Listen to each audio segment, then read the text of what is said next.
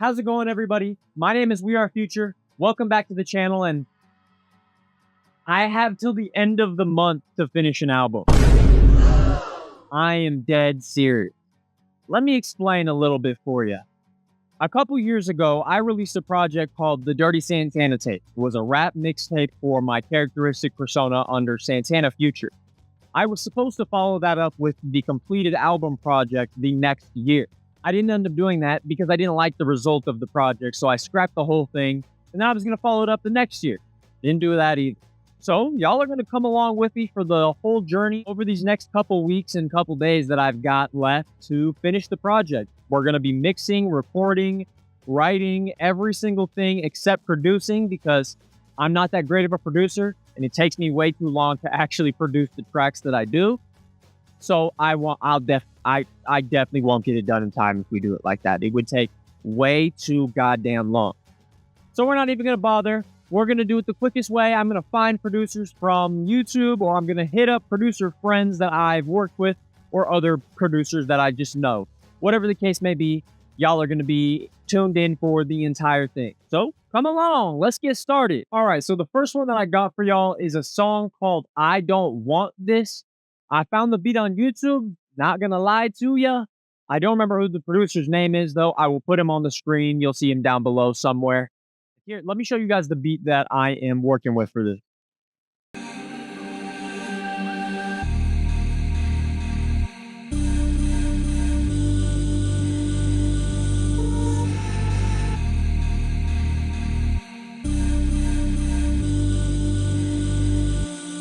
Cloud beats.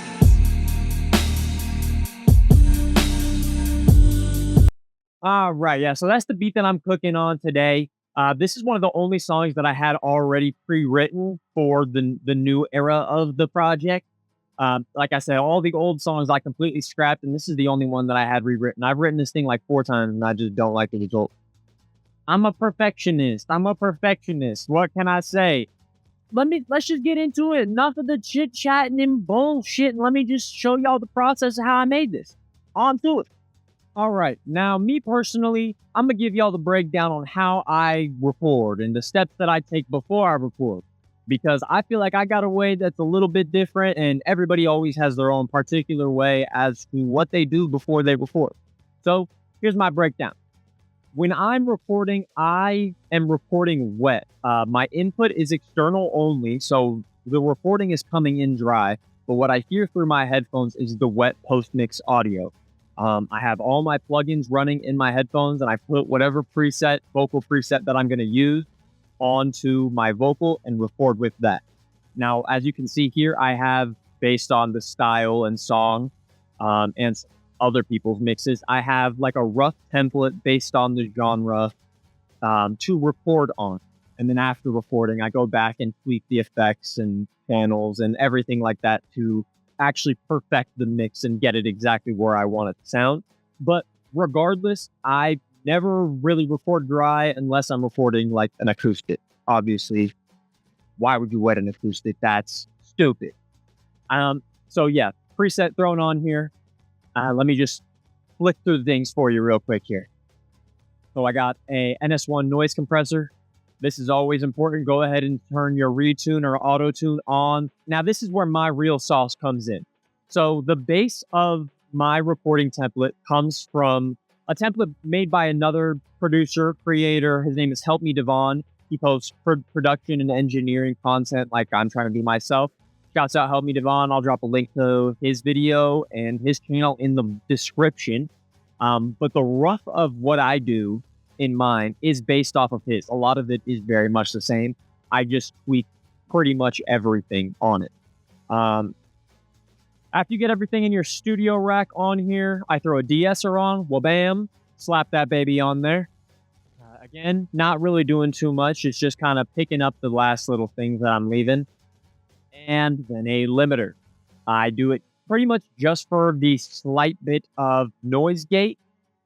Any little background audio that you have, if you're in a studio that has a little bit of noise, a little bit of fan noise, computer noise, if your PC is a little loud, whatever the case may be, turn noise gate on, turn your gain down, turn your release almost up halfway. Might actually be there by default. and turn your threshold almost completely off. As you can see, mine is set to -40. It's not very high. It's not really doing a whole lot. I set it like this so it just ducks background noise and not my main vocal. Like, I don't want it to actually skip or cut out parts of my vocal because you don't always sing in the same pattern of loudness. Sometimes it's a little variable, and you don't want it to cut out when you start singing kind of low. And then when you come up high, it's quality, but when you go back low, it's cutting out.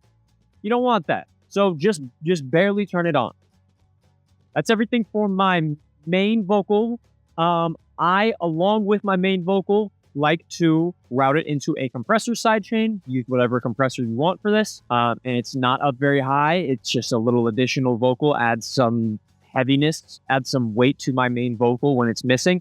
Sometimes you can turn this one way down. Other times you turn it about halfway, really per preference.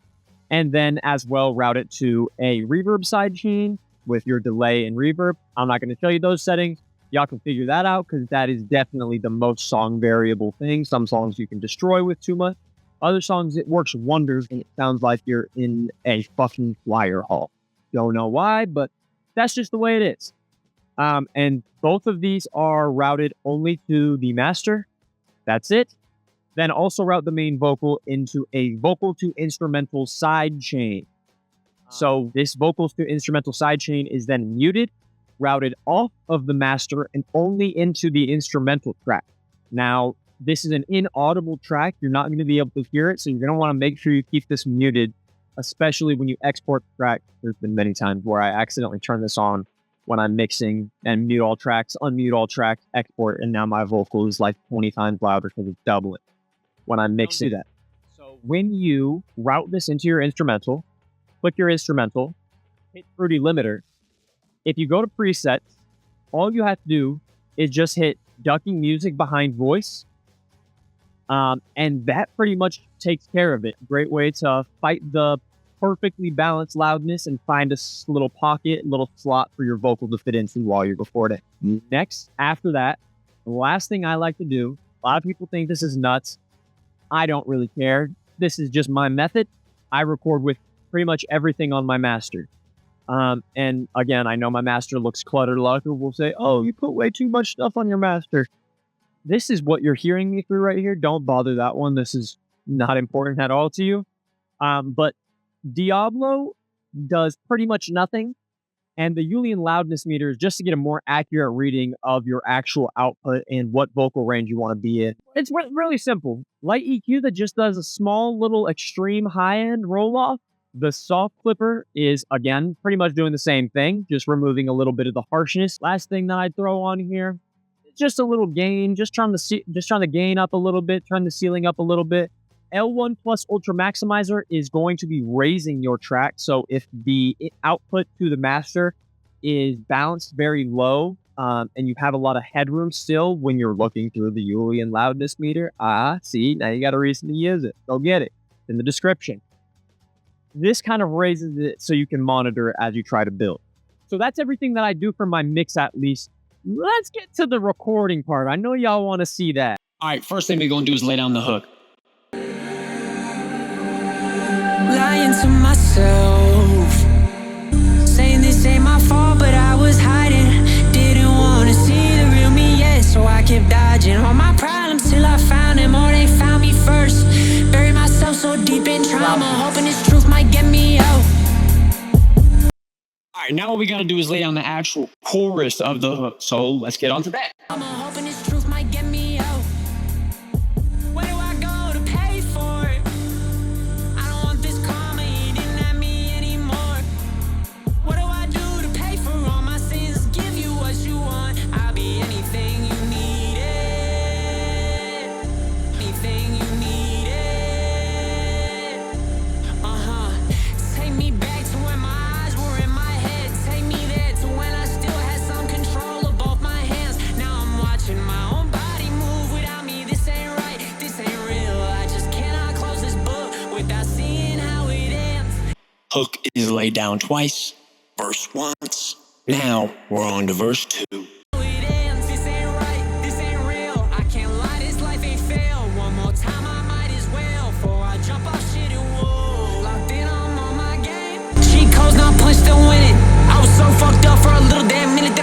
just admit it, say.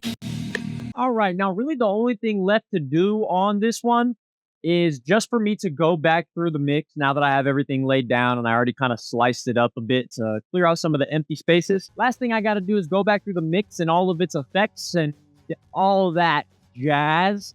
Fix it up, make it sound perfect to fit this track, and I will be back here with you guys for a playback because I'm not going to show all that on camera. It would take way too long. And like I said, each track is customizable. You shouldn't be using my exact mix for your tracks. You should be using it as a reference if you need to, but do your own with it. Everybody, every single one of y'all gotta flip this shit up. Gotta spin this shit into something for you. All right, y'all. Now the main vocal has been completely mixed. I've gone through everything and adjusted exactly what I need to be exactly where I need. All right, now, like I said before, cut out a lot of the empty spaces. Sometimes you don't actually have to cut out the empty air.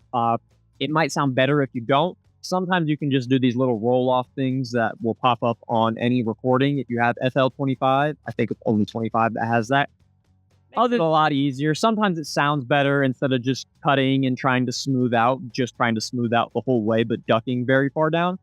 Other than that, the only other thing that I did was I routed the main vocal to an extra vocals track. This extra vocals track was very fun to do. But you might be like, what the hell is this? What am I looking at? Well, this is a volume controller channel right there. That's all that is. What did I put on that channel, you may be wondering? Let's go to the extra vocals channel. All that's on here is a destructor, distortion, filter, chorus, speaker. That's it. I really didn't even change anything but distortion and chorus. I didn't change speaker or filter. They're just there. And then a little bit of a delay. That's it. But the delay is mostly wet. Keep your dry very low. Keep your wet pretty high. That's it. That's all I did for the extras vocal. It was very simple. The more pain was this. But this for me, this is for the song. I thought it sounded cool. I will play it back now and show y'all what I did. Let me know what you think.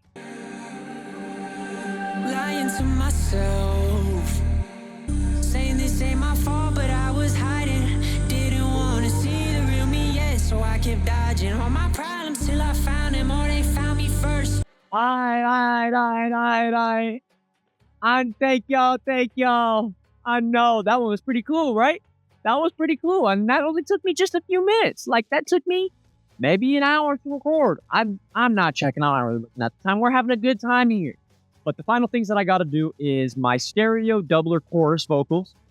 The way that I do that is record in the exact same voice, the exact same way as I did for the main vocal. I just pan one left, and then I pan one right.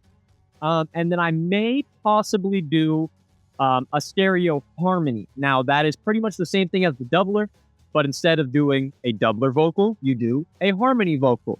Okay. The doubler vocal has been completely recorded now, both left and right. I have adjusted the mix for them. They're very subtle in this track, but I think they're very complimentary in a wonderful way. Booyah, baby. Just like that, baby. Look at that, baby. It's just that easy, y'all. It's really just that easy. All right, so the song is pretty much done. Like I said, all that I did was main vocal, left, right, doubler, and then in effects. Go through your mix, fix the master, booyah. So that's it, y'all. Track 1, really like track 7, I think, is done for the Dirty Santana story. The complete album of the Dirty Santana mixtape. Thank y'all for watching for episode 1. I got a lot more of these coming, and we're going to be working on them consistently, day in, day out, night in, night out. Whatever the hell it takes, we're going to do it. I'm going to play the song for the outro for y'all. But yeah, this is it. Please tune into the next one, and I really hope you enjoyed this one. I tried to be as informative as possible. I want this to be a fun thing, but also a little bit of a learning experience. Throw this into both of those categories. Maybe the algorithm might like me a little bit more if I do it that way. Just giving it a shot, man. Just trying it out.